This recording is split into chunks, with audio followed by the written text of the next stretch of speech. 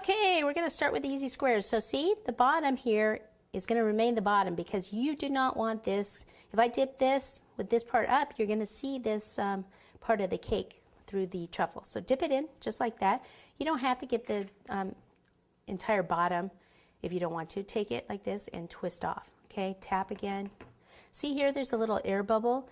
We're going to have decoration on top. I don't really have to worry about it too much, but you can put another little drop of truffle on there if you like. Okay, so then on your tray, go, whoops, try to get it on the parchment paper, not on the tray.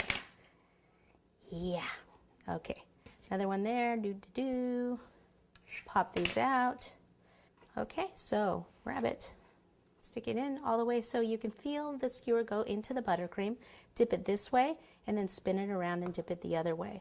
Pick it up, fork up here, twist off, and be careful, it's a little top heavy, so it's a little bit of a balancing act. Off, back in.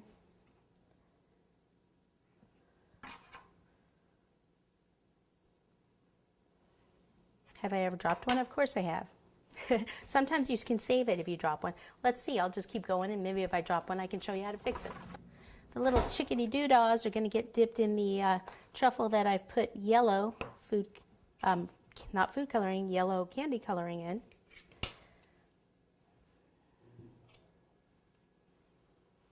Now sometimes you pull these out of the freezer and it's like a little lopsided. Just push it back so it kind of even it out if you can.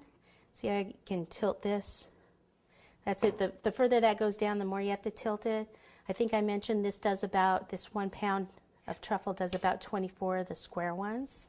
1 pound of truffle.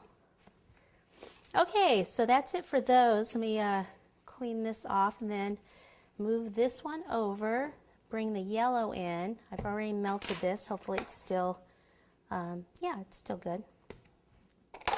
All right, so use the same tray here would be fine.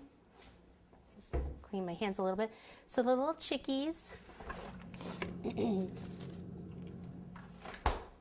have the tail. Now when I dip this in here, I want to make sure I don't kind of get rid of that tail. The yellow seems a little thicker, so I probably need to melt it just a little bit longer. There's a little chunk of chocolate that's not melted there, so you can either try to pull that out. Okay, so basically that's, if I kind of go like that, I can probably have it come down a bit.